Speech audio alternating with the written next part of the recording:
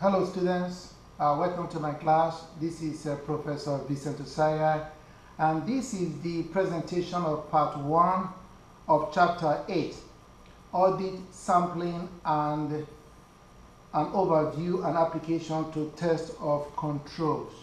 Now, first of all, let's talk about sampling, the definition of sampling. As you already know, we said that the art of selecting a small portion or a segment of a population for the purpose of determining the characteristics of the population is sampling.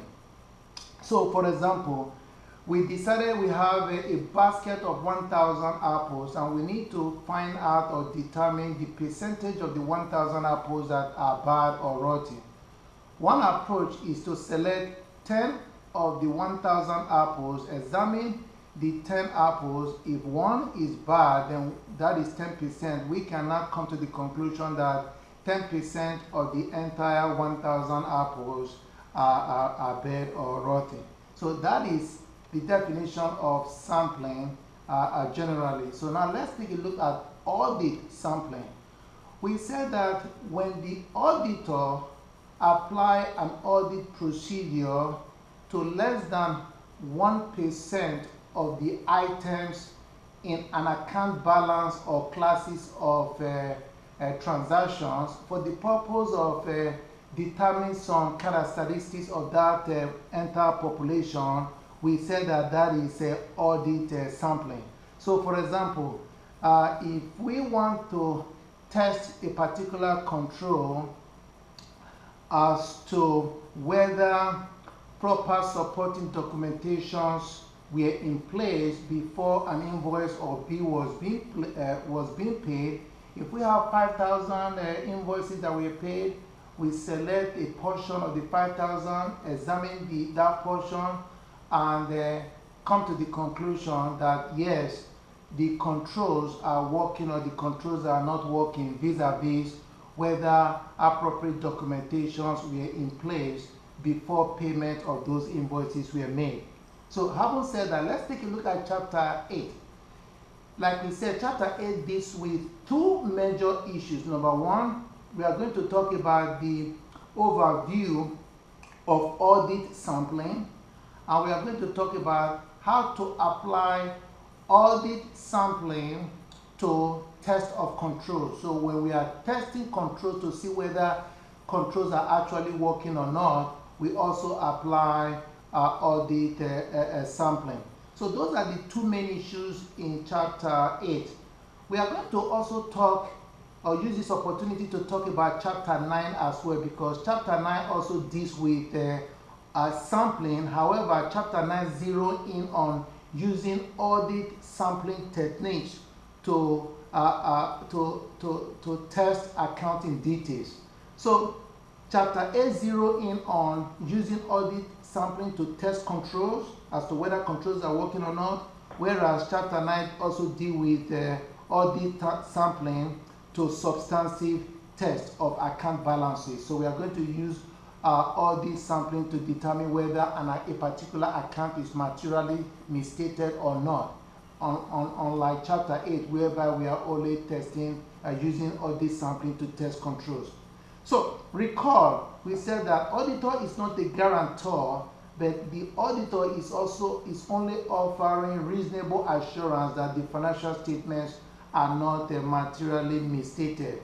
And we also indicated that it is very time consuming and cost prohibitive for an auditor to test every single transaction. So to that end, whenever the situation or circumstance permit, auditors will test less than or examine less than 100% of the items in a given population.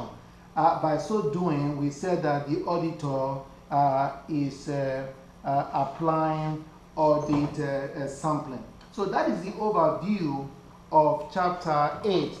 So let's take a look at the introduction. We said that the audit standards recognize and permit both start and non-start methods of audit sampling.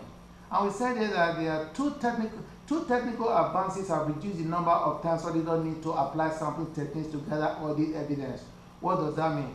With the advancement of information technology in recent times, the situations whereby sampling is warranted has been drastically reduced. So let's take a look at two situations relative to that. Number one, we said development of well-controlled automated accounting systems, and number two, advent of a powerful PC audit software to download and examine entity data. So what does that mean? You know, development of well-controlled automated accounting systems. Think about Walmart, the #1 retailer in the world. Think about the volume of transactions that they do, they perform. Walmart revenue is more than $300 billion. Believe it or not, when you are at the counter, when they use the barcode scanner for the items that you buy at Walmart, their accounting system automatically records those transactions by debiting cash and crediting sales revenue. So that is the power of a well-developed or well-controlled automated accounting systems. Now, number two, we also talk about the advent of powerful PC audit software to download and examine entity data. There are a lot of situations whereby some auditors will say, why bother with sample? Because of advancement in information technology, we can now easily extract pretty much all the information, all the transaction in a particular account balance and perform some audit procedures. So therefore, these two technological advances have reduced the number of times auditors need to apply audit sampling. Moving along, still talking about introduction. However the case might be, we said that the need for sampling can never be eliminated altogether. Here are some of the reasons. Many control processes require human involvement. Many testing procedures require the auditor to physically inspect an asset. For example, at the end of the year, it is not unusual or that the auditors actually observe the physical count of inventory of a client. Now let's take a look at the definitions, some definitions and key concepts that are very important in understanding the subject matter. Number one, audit sampling. Number two, sampling risk, confidence level, tolerable, and expected error. So now let's take a look at the first definition, audit sampling.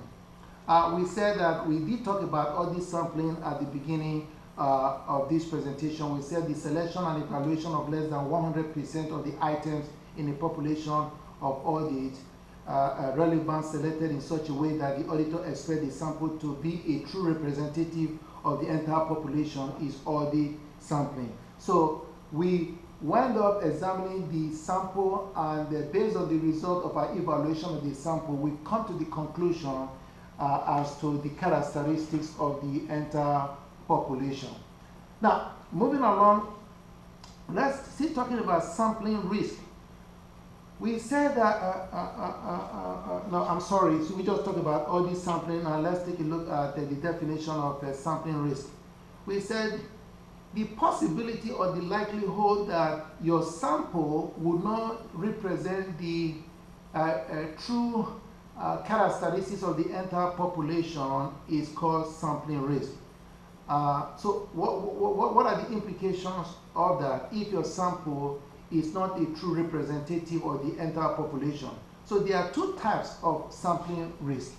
Number one, before we move further, I just want to draw something to your attention here. At the beginning of the presentation, we said that we are going to try to talk about chapter 8 and chapter 9 concurrently. We are going to skip chapter 9 because these two chapters deal with audit sampling. So here is how we are going to combine both chapters. First of all, we said that chapter 8 deals with audit sampling from the angle or from the perspective of test of controls. And chapter 9, we use audit sampling for substantive test or detailed testing. So in relationship to sampling risk, let's take a look at how we can talk about these two chapters concurrently. Number one, here are the two types of audit risk. Number one is the risk of incorrect rejection. Now, we call that type 1 risk. So this is a situation whereby you take a sample, you examine the sample, you evaluate the sample, and the result of the sample makes you believe that the internal control is not actually operating effectively. So therefore, you reject the control because the sample evaluation and result makes you come to that conclusion. But in actuality, those controls or that particular control is actually working.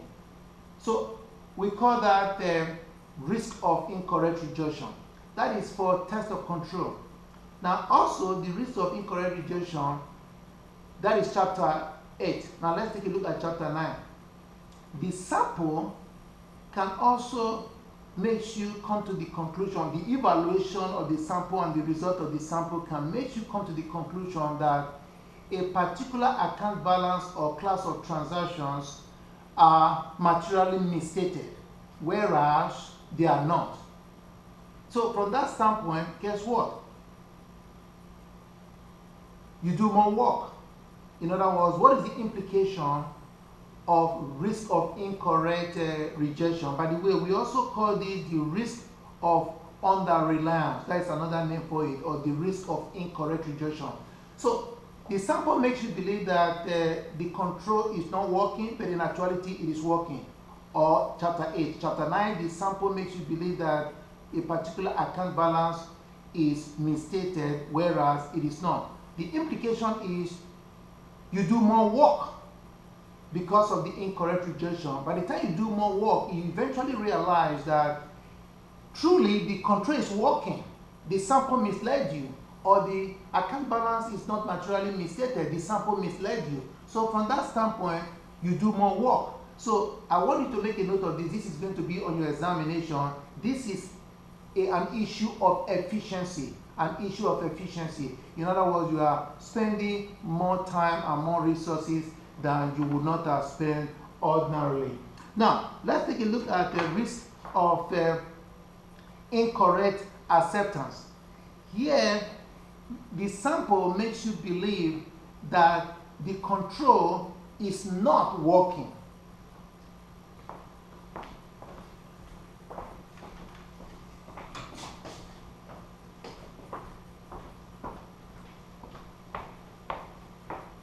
You have to excuse me.